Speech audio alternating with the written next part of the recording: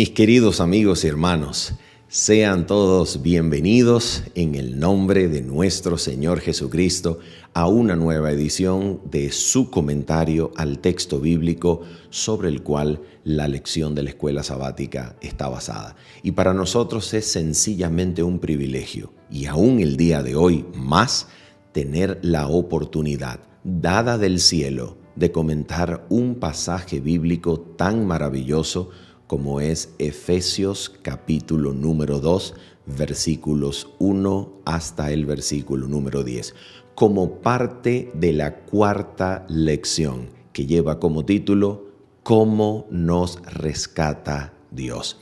Así que este pasaje está cargado de soteriología, es decir, cargado de la ciencia de la salvación.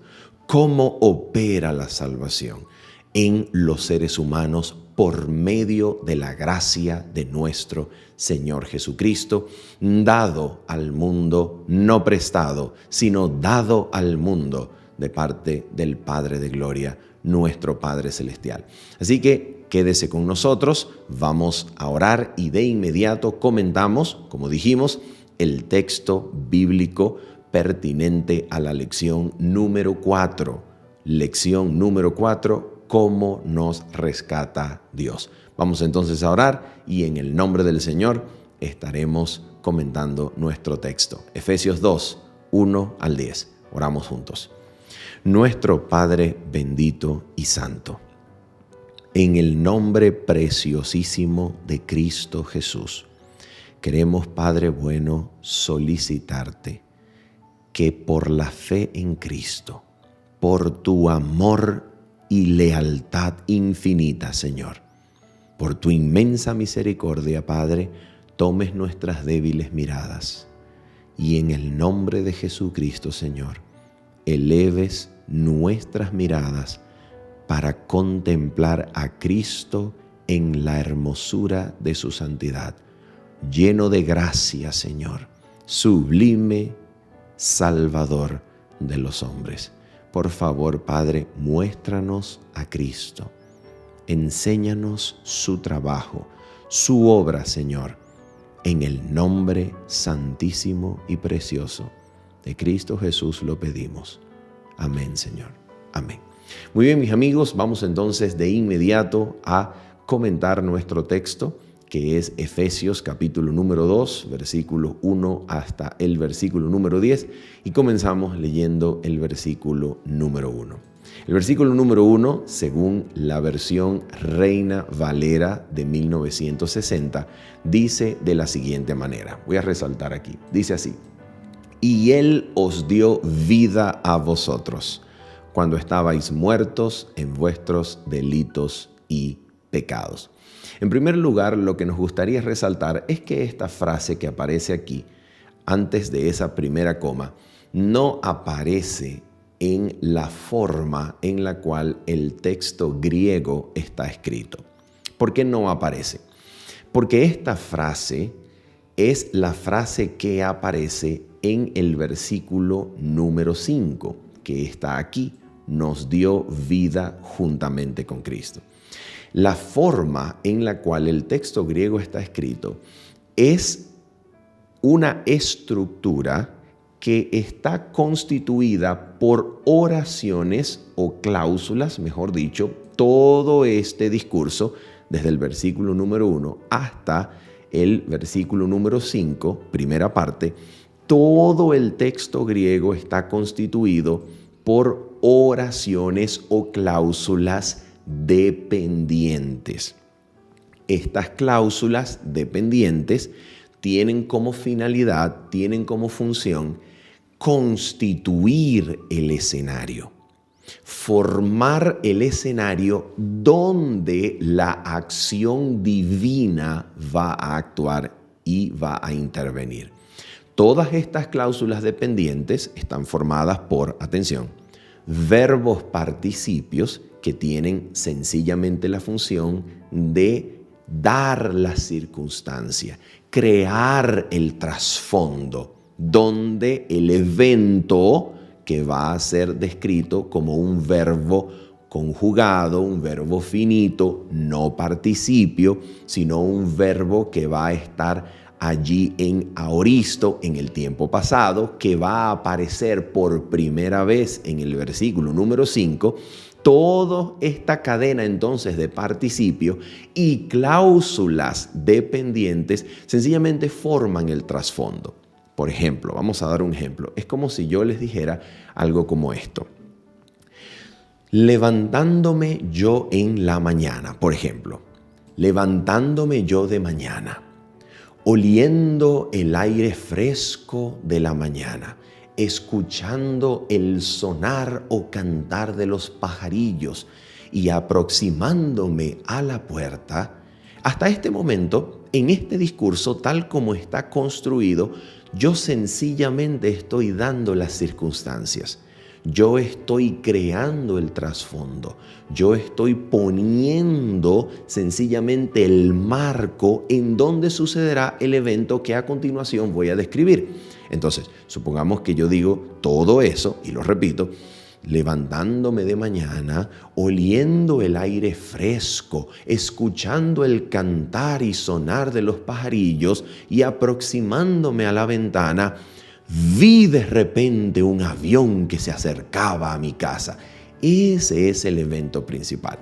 He allí lo que se quiere destacar como evento, como suceso histórico. Todo lo demás es sencillamente un trasfondo, un escenario que se utiliza para construir el lugar donde el evento va a ocurrir. Y eso es exactamente lo que hace para nosotros Efesios capítulo número 2 y el versículo o los versículos números 1 hasta la primera mitad del versículo número 5.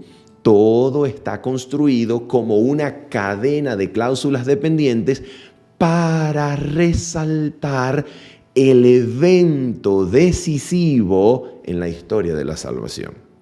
Y ese evento decisivo en la historia de la salvación es lo que se registra en el versículo número 5. Esta frase que aparece aquí.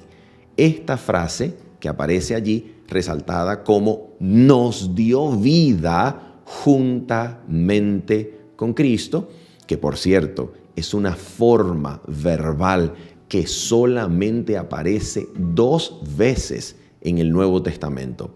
Aquí en Efesios 2, versículo 5 y en Colosenses capítulo 2, versículo número 13.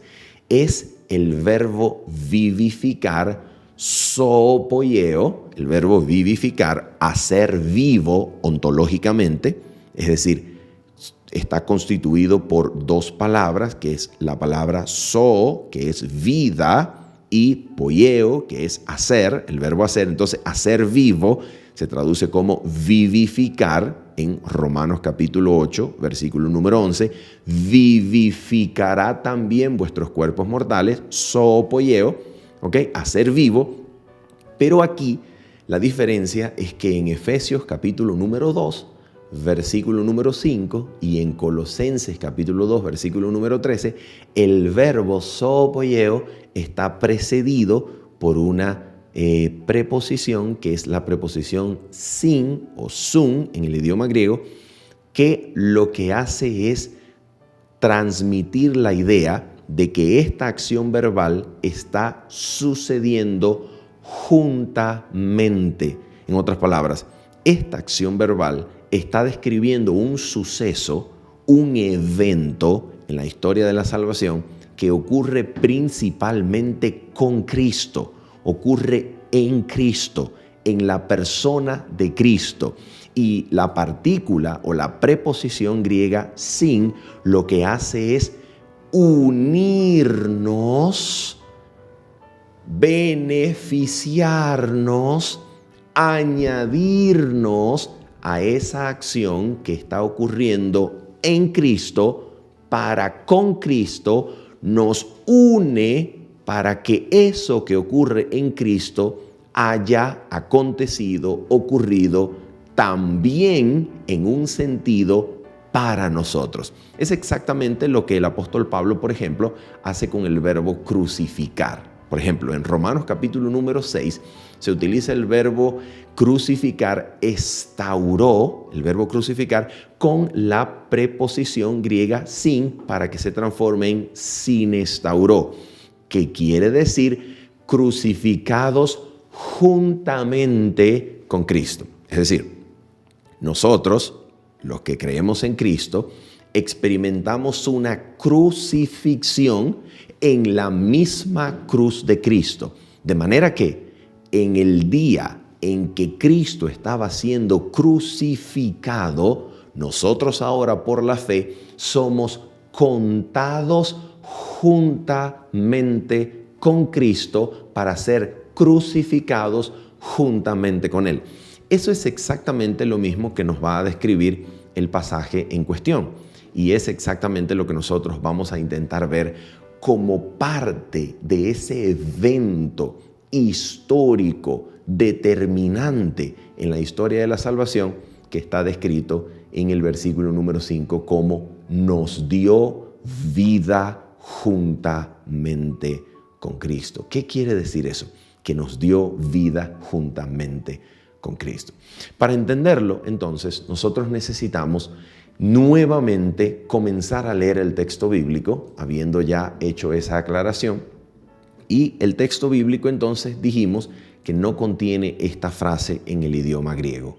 Y Él os dio vida a vosotros. No, ese es un añadido, es una repetición de la segunda mitad del versículo número 5, como ya dijimos, que dice, os dio vida juntamente con Cristo. Entonces, habiendo dicho eso, vamos a leer cómo debería haberse leído o cómo debería haberse traducido desde el idioma griego.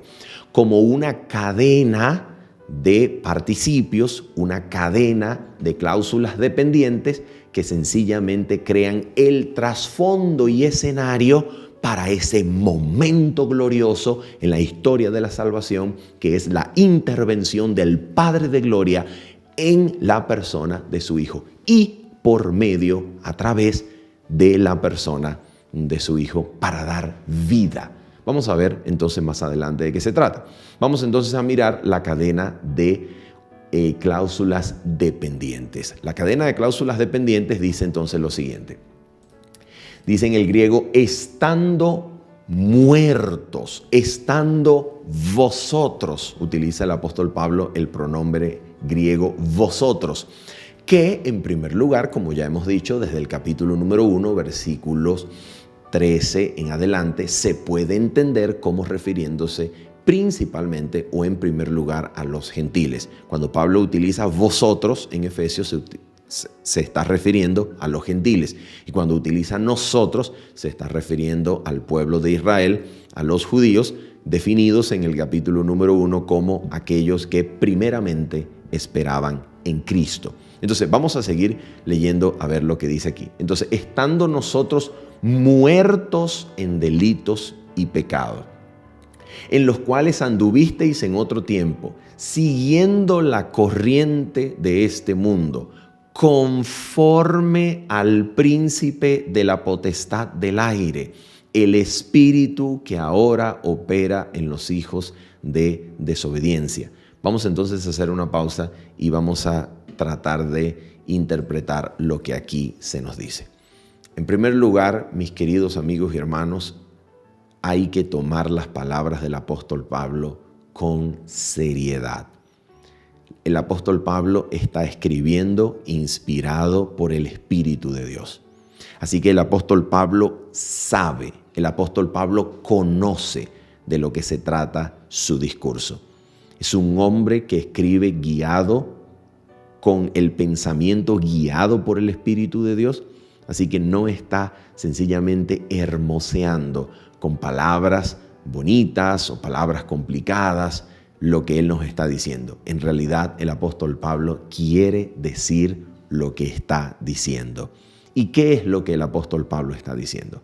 El apóstol Pablo está diciendo que, atención, los gentiles, y no solamente los gentiles, porque será su argumento también en capítulos como el capítulo número 7 de Romanos, también Israel, también Israel y los gentiles, el mundo entero. Atención, cuando el mundo está viviendo en conformidad con sus deseos y pasiones, el mundo se encuentra muerto en delitos y pecados. ¿Qué quiere decir que esté muerto? Su voluntad, su mente se encuentran cautivas. Los muertos nada saben ni pueden hacer. Los muertos no tienen obras bajo el sol. Los muertos no alaban, los muertos no piensan, los muertos no sienten, los muertos son incapaces de hacer cualquier tipo de obra. ¿Por qué? Porque están muertos. Y esto es muy, muy importante que nosotros lo dejemos claro. ¿Por qué? Porque la condición del ser humano, antes de la intervención de Dios en Cristo, es muerte. Por tanto, el hombre no puede ser tenido como alguien que añade algo a la intervención del Padre de Gloria en Cristo, para que a través de la intervención de Dios en Cristo, más la cooperación o la obra del hombre, entonces se produzca la salvación. No, eso no es lo que enseña la Escritura. Y este pasaje lo deja absolutamente claro. ¿Por qué? Porque antes de la intervención divina en Cristo, el hombre está muerto. El hombre no puede entonces ser un colaborador de Dios para obtener, operar, obrar, crear la salvación. El hombre no está siendo, tal como está descrito aquí en Efesios, un colaborador con Dios para obrar la salvación. ¿Por qué razón? ¿Por qué razón? Precisamente porque los muertos nada pueden hacer. Los muertos están muertos. Los muertos no pueden resucitarse a sí mismos. Los muertos no pueden tener una obra debajo del sol. Los muertos ni siquiera pueden creer. Y aquí está el punto. Los muertos están muertos. No pueden entonces añadir una obra, porque los muertos no pueden obrar. No hay obra, ni pensamiento, ni sentimiento, ni convicción, ni fe, ni arrepentimiento. Los muertos están muertos. Y para hacer algo, para poder llegar a ser colaboradores con Dios, primero tienen que ser resucitados, primero tienen que ser vivificados. Precisamente eso es lo que el apóstol Pablo nos está diciendo aquí en esta sección de su epístola. Está poniendo el escenario para la intervención divina en Cristo Jesús. Ahora, vamos a mirar en qué consiste esta muerte de la que nos habla el pasaje bíblico, según Efesios capítulo 2, versículo 2 en adelante. Dice la Escritura lo siguiente, fíjense. La condición del mundo antes de la intervención divina es que el mundo sigue la corriente de este mundo. Pero esta corriente no es una corriente social, no es una corriente neutral, no es una corriente cultural, producto de la invención humana. Es una corriente inspirada por el Espíritu que opera en los hijos de desobediencia, el príncipe de la potestad del aire. ¿A qué se está refiriendo esto que la palabra de Dios nos está enseñando? Los hijos de los cuales se habla aquí en el pasaje son inspirados por Satanás, los hijos de desobediencia. Y el apóstol Pablo dice, en los cuales también nosotros estuvimos en otro tiempo. Por tanto, mis queridos amigos, aquí hay una realidad fundamental de la historia de la humanidad. Todo ser humano que vive en este mundo está inspirado por un espíritu. Todo ser humano que vive en este mundo está inspirado por un espíritu. O es el espíritu de Satanás para vivir conforme a la corriente de este mundo, esclavizados a sus deseos y pasiones, viviendo conforme a la carne y conforme a una mente reprobada, como lo dice Romanos capítulo número 1, versículo 24, esclavos de las concupiscencias, deseos pecaminosos. Romanos 1:26, entregados a las pasiones.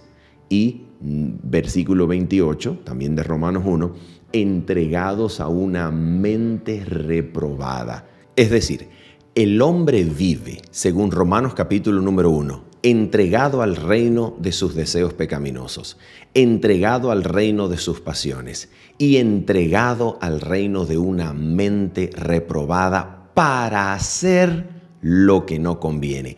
Esta cautividad de la mente, corazón de la humanidad entera, Pablo lo describe como un seguimiento de la corriente del mundo que está inspirada o inspirado el mundo entero por Satanás.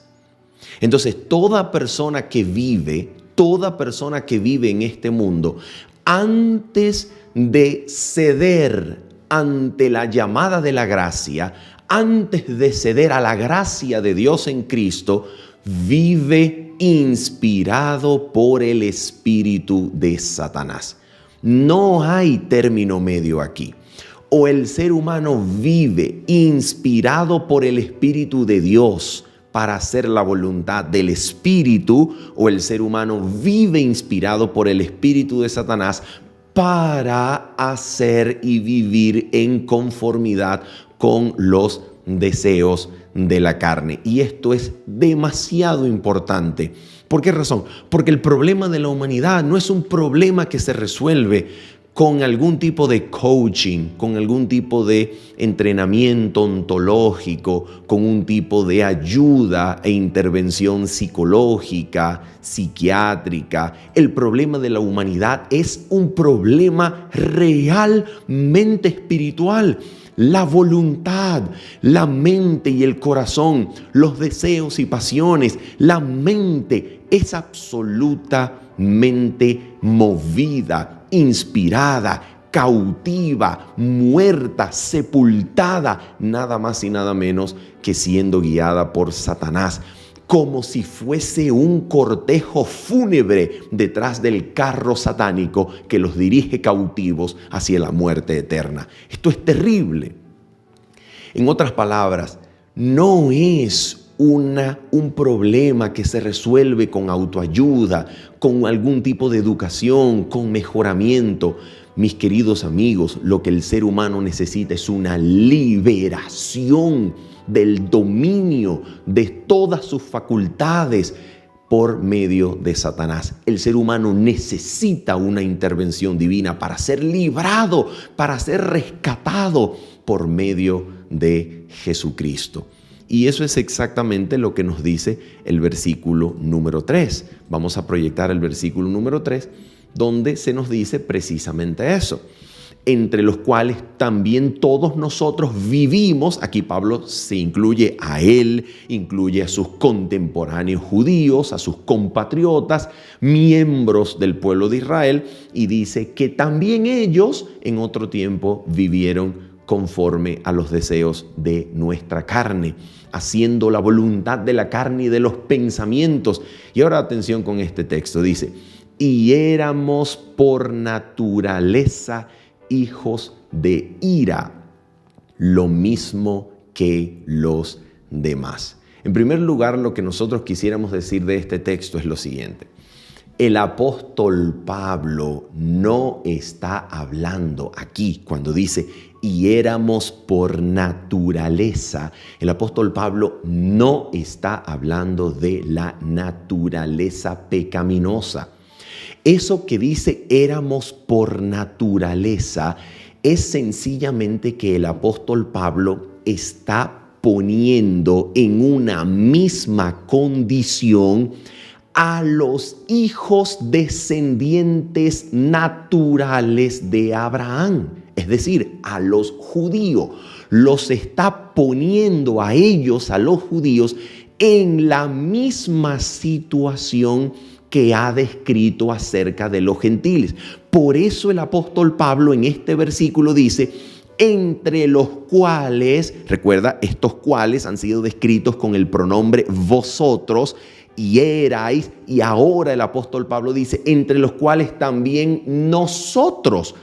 Así que lo que el apóstol Pablo está diciendo aquí es que no existe por naturaleza hijos descendientes de Abraham e hijos de ira, que serían en este caso los gentiles, conforme a una interpretación judía que ha abusado del texto bíblico para utilizarlo para producir separación entre judíos y gentiles. Entonces, cuando el apóstol Pablo dice, y éramos por naturaleza hijos de ira, lo mismo que los demás, él está hablando de Israel.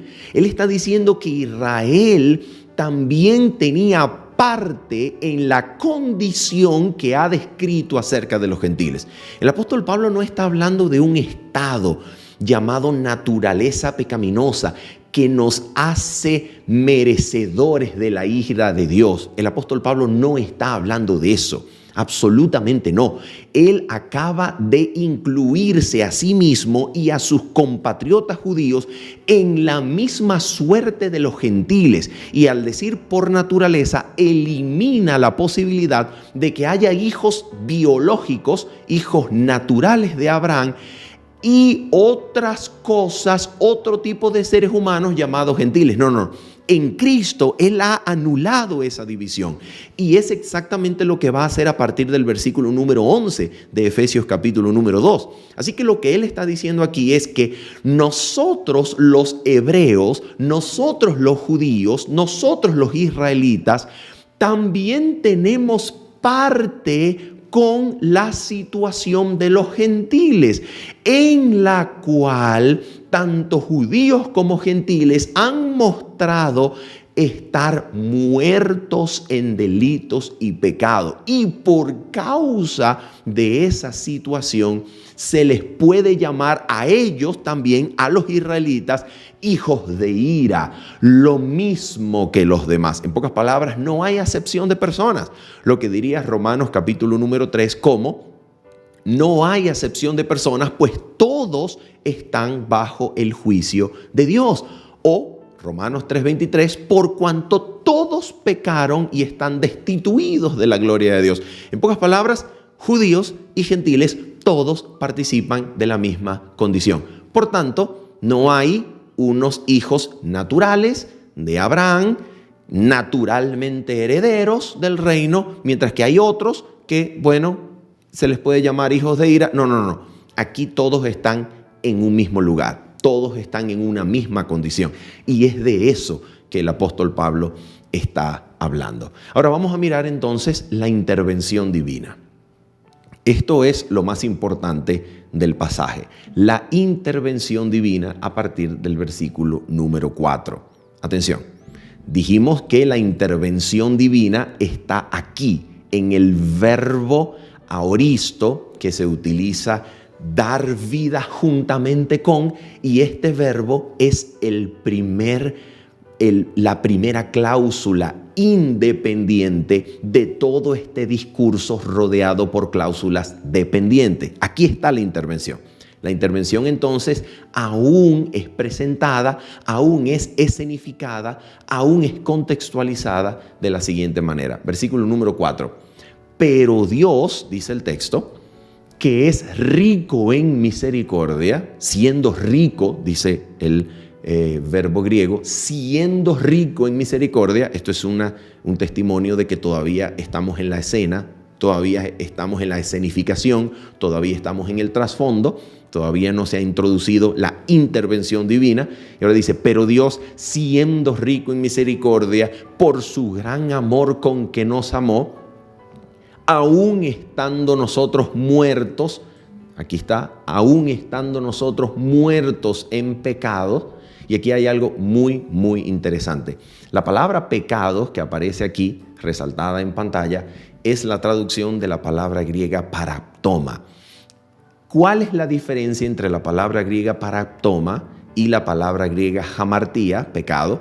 ¿Cómo se utiliza, por ejemplo, en los escritos del apóstol Pablo? Por ejemplo, en Romanos capítulo número 3, capítulo número 2, capítulo número 4, capítulo número 5. ¿Cuál es la diferencia entre hamartía, pecado? Podemos decir pecado por hierro, pecado involuntario, pecado genérico, y paraptoma o paráptoma, que también utiliza el apóstol Pablo. ¿Cuál es la diferencia? La diferencia es muy sencilla. Hamartía puede ser considerado como un término genérico de pecado, pecado por hierro, pecado involuntario o pecado sencillamente. Pero paráptoma es una palabra griega que implica que quien ha pecado lo ha hecho a sabiendas o en conocimiento de una ley que prohibía la acción cometida, y por tanto el pecado deja de ser genérico, hamartía, y se transforma en transgresión de la ley conocida, de la ley que se tiene conocimiento ya. Y esto es absolutamente coherente con lo que el apóstol Pablo hace en Romanos. En Romanos, el apóstol Pablo comienza hablando del hamartía que ya estaba en el mundo antes de la ley. Pero ahora, llegada la ley, el pecado que estaba en el mundo se convirtió en paráptoma, se convirtió en sobremanera pecaminoso, porque la ley dio conocimiento de la voluntad divina, la cual transgrediendo los hombres se han hecho merecedores de la ira de Dios, del juicio de Dios, porque a sabiendas de la ley, como es el caso de Israel, en pleno conocimiento de la ley, también la han transgredido, y por tanto el pecado que ya estaba en el mundo abundó. El pecado que ya estaba en el mundo se hizo sobremanera pecaminoso, porque la ley lo dio a conocer y lo mostró como transgresión de la ley de la cual ahora se tenía conocimiento. Por tanto, es muy interesante que el apóstol Pablo utilice aquí la palabra paráptoma en griego, precisamente porque ahora el apóstol está hablando de la condición tanto de judíos como gentiles, es decir, de los que conociendo la ley la transgredieron, como aquellos que transgredieron la ley, cuya obra estaba grabada en sus mentes y corazones como a manera de conciencia moral, dando testimonio sus razonamientos entonces de que estaban también bajo el juicio de Dios. En pocas palabras, aquí tanto judíos como gentiles estaban incluidos. Ahora mira lo que dice el texto. Aquí está la intervención divina. Nos dio vida juntamente con Cristo.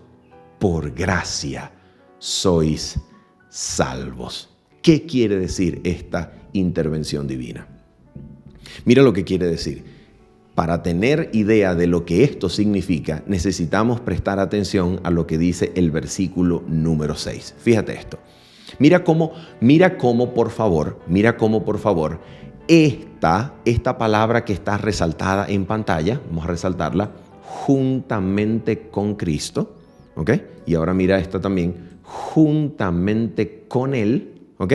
Esto en el griego es sencillamente producto de la utilización de la preposición sin, que se traduce con o junto con, que se le ha anclado al verbo, ¿ok?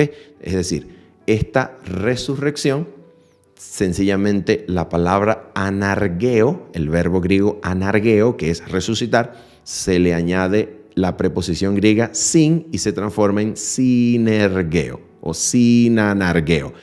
Esto quiere decir que la vida de la que se está hablando y la resurrección de la que se está hablando, que Dios dio en Cristo, es un evento que sucede primordialmente en Cristo. Es una intervención divina que Dios hace en Cristo. ¿Qué significa esto?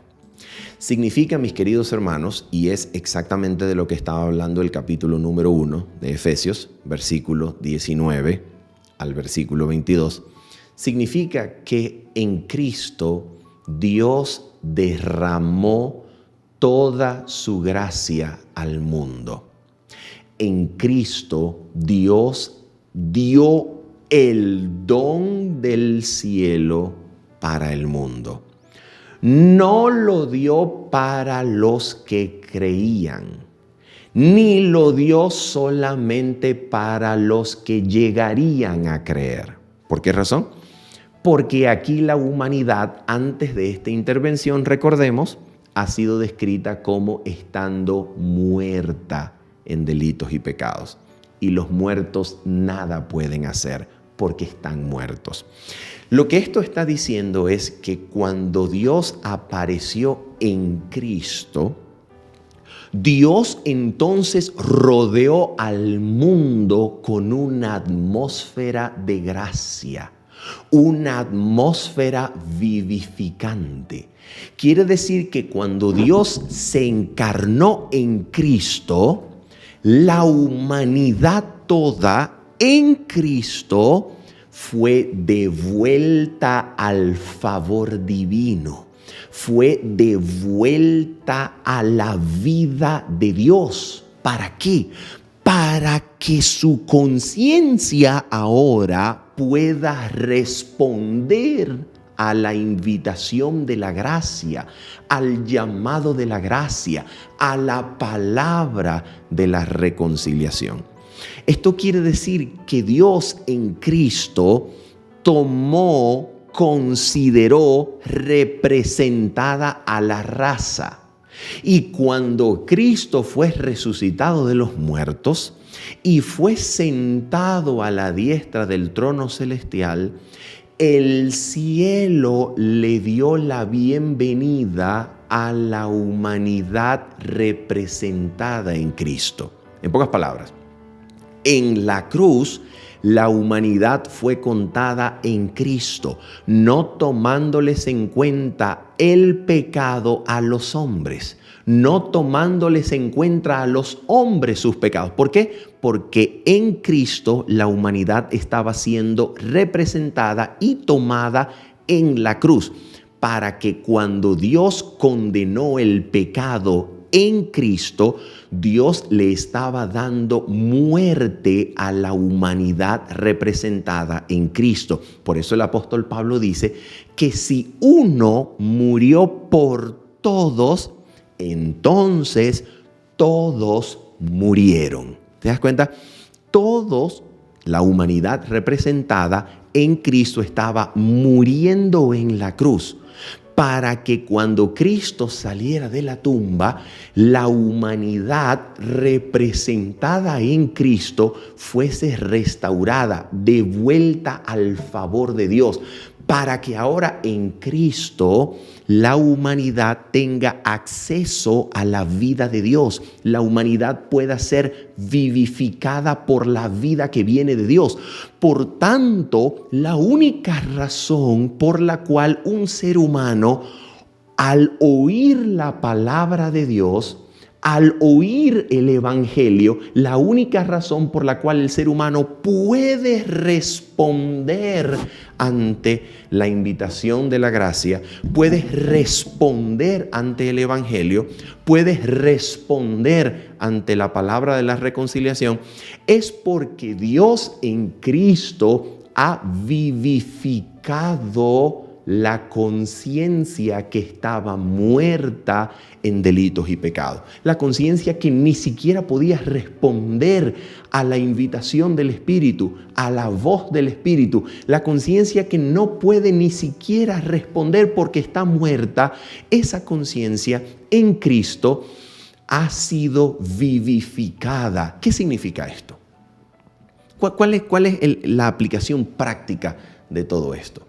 La aplicación práctica es que gracias a Cristo, por medio de Cristo, por medio de su humanidad, por medio de su muerte, por medio de su resurrección y por medio de su entronización, Cristo ha hecho posible la operación universal de su gracia en la conciencia de todo ser humano para alumbrarla con al menos un destello de su gloria, para habilitar al ser humano para que responda ante el Evangelio, para que responda ante la gracia, para que responda ante la invitación del Espíritu. Y esta obra es una obra que sucede universalmente en todos los seres humanos para prepararlos para oír la palabra del Evangelio y darle al ser humano facultad de responder ante esa palabra. Quiere decir que cuando una persona responde al Evangelio, cuando una persona cede ante la gracia y cree en lo que escucha y tiene fe en el Evangelio, tiene fe en Cristo, es precisamente no porque algo le ha sido añadido a la obra de la salvación en la que el ser humano se está convirtiendo en un colaborador con Dios. No. Es porque la cautividad de la conciencia, la muerte de la mente y el corazón ha sido rescatada en Cristo para que esta conciencia humana pueda responder y pueda decirle sí al Evangelio.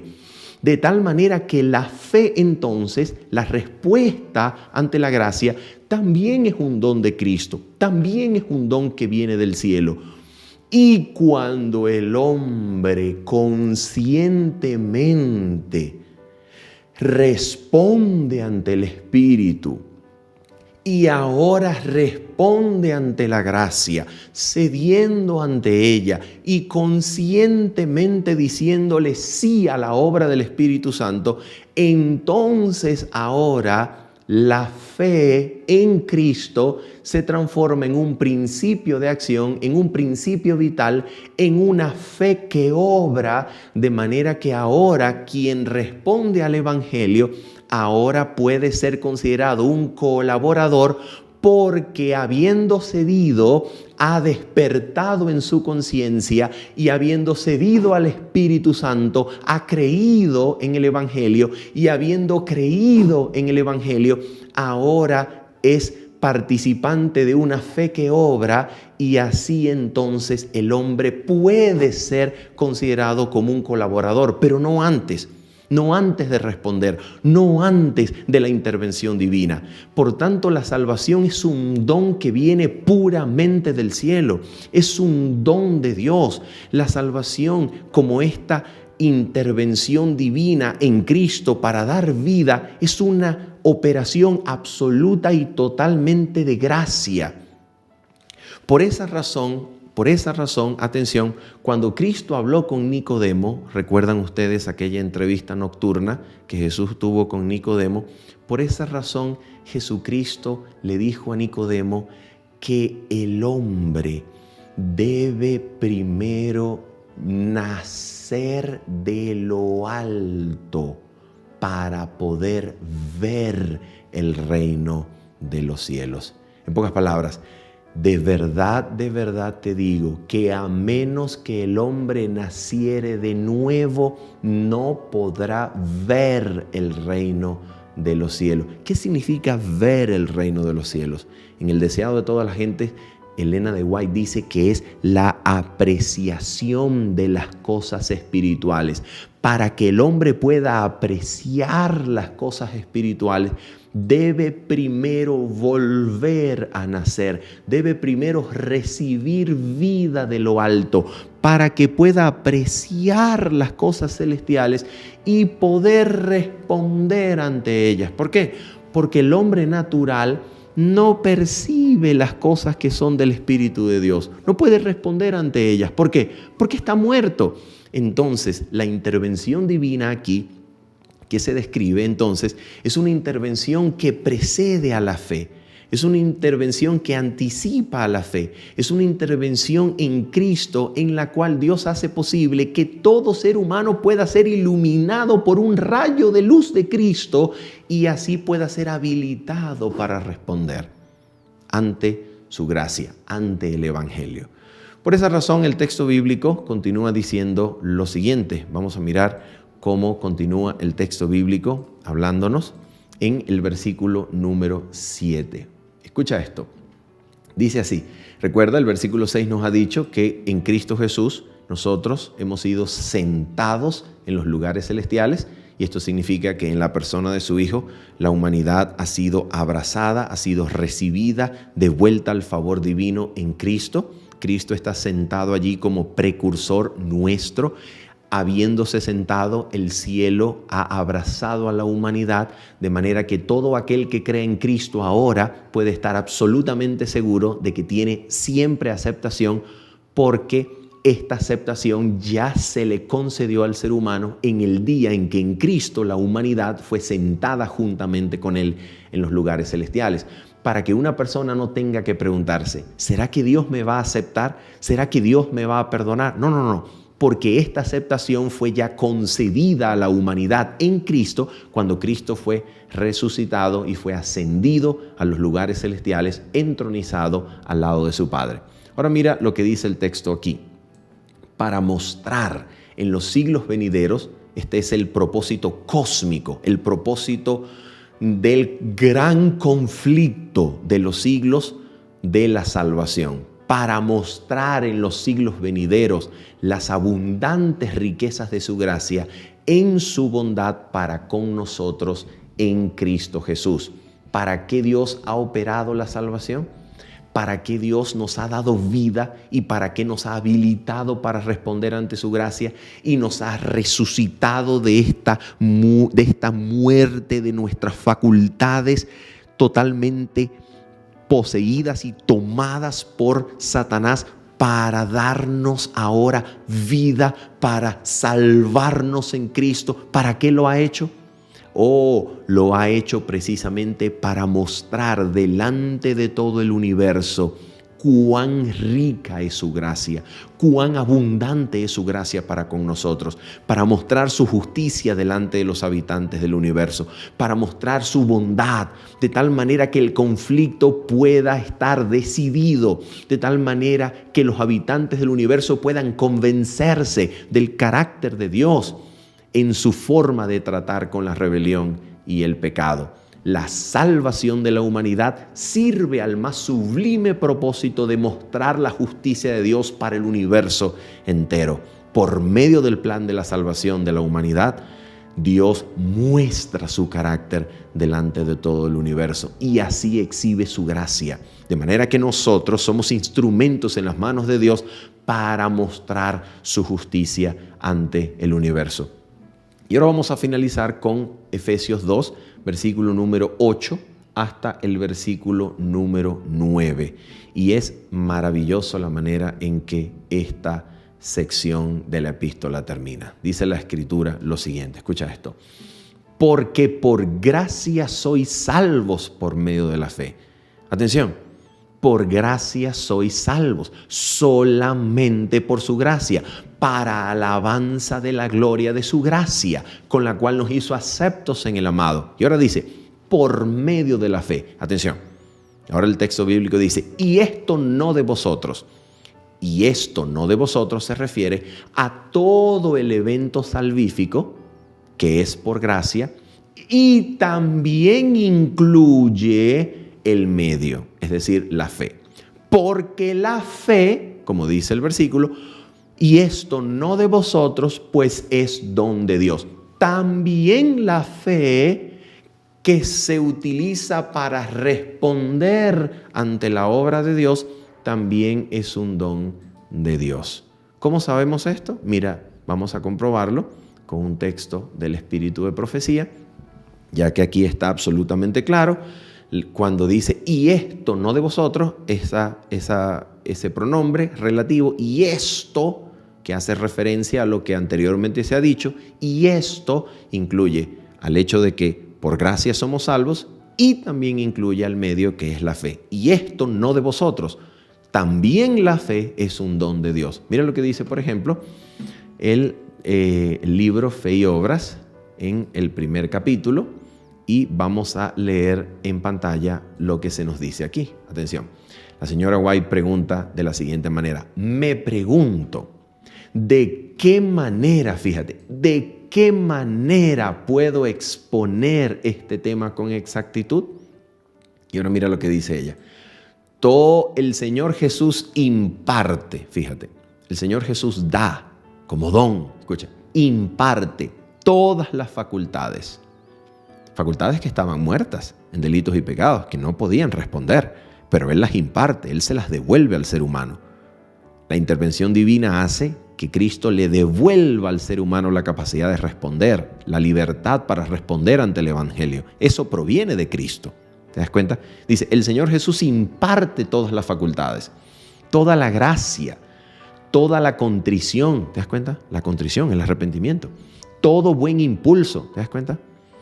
Todo el perdón de los pecados. Al presentar su justicia, ¿delante de quién la presenta? Delante del Padre.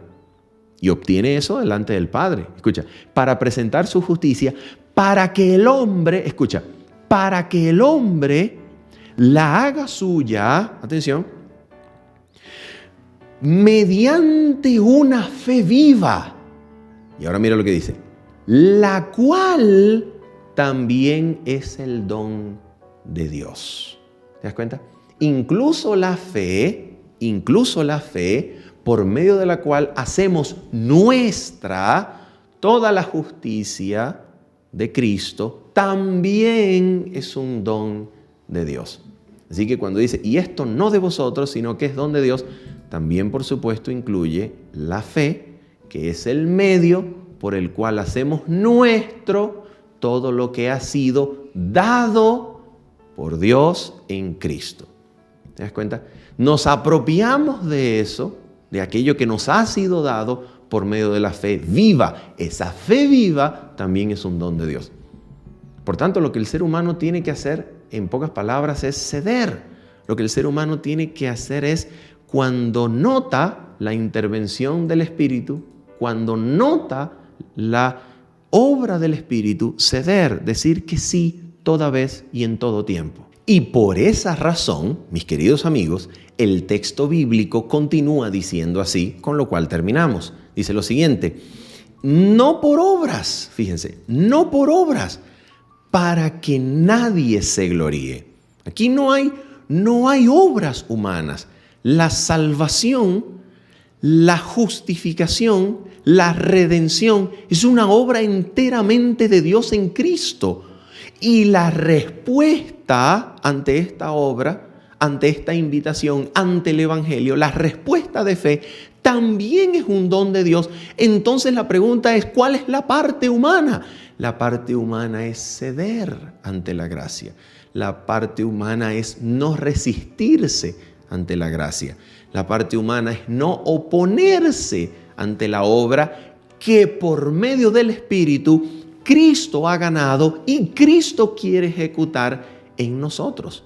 El que no se resista, el que no se oponga, Cristo de alguna manera lo va a alumbrar, lo va a traer y lo va a llevar al pie de la cruz para que tenga nueva vida en Cristo. Y por esa razón dice el versículo número 10, porque somos hechura suya, poiema, de donde viene la palabra poesía, una creación hermosa, artística de Dios en Cristo. Somos hechura suya, creados en Cristo Jesús, escucha, para buenas obras. Maravilloso, gloria a Dios. Hemos sido creados para buenas obras. Y la pregunta es, ¿y estas obras son obras humanas? ¿Son obras que provienen de la determinación, de la disciplina y del esfuerzo humano?